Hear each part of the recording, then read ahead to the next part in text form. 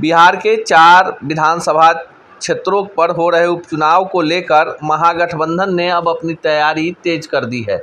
फिलहाल आपको बता दें कि इमामगंज सुरक्षित सीट 2020 में हम सेकुलर यानी जीतन राम मांझी के पास थी, जबकि बगल की बेलागंज सीट, आरा के तरारी तथा बक्सर के रामगढ़ सीट पर आरजेडी और माले का कब्जा था। यानी 3 सीटें महागठबंधन के पास थी और 1 सीट एनडीए गठबंधन के पास। लेकिन अभी जो चुनाव हो रहे हैं और जो हालात दिख रहे हैं, ऐसे में सबसे ज़्यादा खतरा महागठबंधन के ऊपर मंडरा रहा है।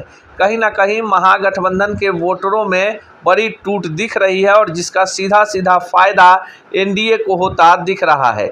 बेलागंज में सुरेंद्र यादव की प्रतिष्ठा दांव पर लगी है, तो मनोरमा देवी जातीय समीकरण को अपने पक्ष में करने के लिए कोर कसर नहीं छोड़ रही हैं। मनोरमा देवी और सुरेंद्र यादव के बेटे डॉक्टर विश्वनाथ यादव दोनों यादव जाति से आते हैं, जबकि यहां से प्रशांत किशोर ने मुस्लिम उम्मीदवार उतारकर मुस्लिम वोटरों को अपने पक्ष में करने की पूरी तैयारी कर रखी है।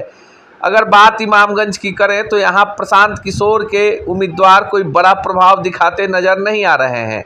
यहाँ पर सीधा मुकाबला आरजेडी और हम सेकुलर के बीच ही होता सा बड़ा असर कर रहा है। रणवीर मुखिया से जुड़े मामले में सुनील पांडे की संलिप्तता का घाटा उनके बेटे को कहीं ना कहीं दोनों तरफ से एक बड़ा तैयारी करके रखा गया है। ऐसे में बीजेपी के कोर वोटरों के साथ ही साथ को मैदान में उतारा गया है और ऐसे में तरारी सीट जो है वो इस बार एनडीए के पक्ष में जा सकती है। फिलहाल यहाँ पर कांटे की टक्कर है, पर राजू यादव कोई बड़ा प्रभाव दिखा।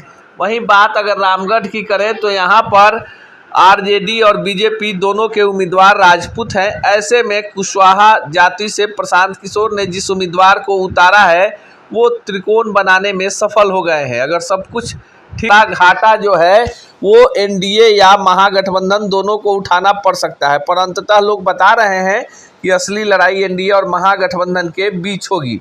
अगर बात करते हैं तरारी की, तो तरारी में माले ने यादव जाति के राजू यादव को मैदान में उतारा है, जबकि सुनील पांडे के बेटे भूमिहार जाति से हैं। यहाँ प्रशांत किशोर ने राजपूत कार्ड खेलकर राजपूत और अन्य जातियों के वोटरों को गोलबंद करना शुरू किया है, पर यहाँ पर मुख्य लड़ाई बीजेपी बनाम माले की ही होती हुई दिख रही है।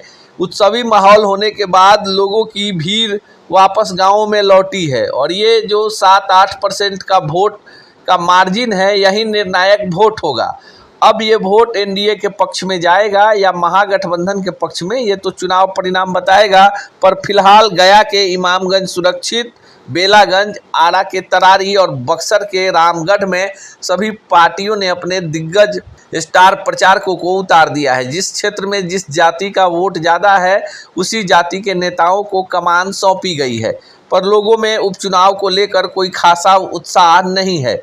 लेकिन माना जा रहा है कि 4 सीटों पर हो रहे उपचुनाव का सीधा सीधा असर 2025 में बिहार विधानसभा चुनाव पर पड़ने वाला है और जिस पार्टी के पक्ष में परिणाम जाएगा उसका हौसला बुलंद होगा। पर सबसे बड़ी अग्नि परीक्षा प्रशांत किशोर की है, जो पहली बार अपनी पार्टी बनाने के बाद इन 4 सीटों पर उम्मीदवार उतार कर लड़ाई का रुख बदलने का दावा कर रहे हैं।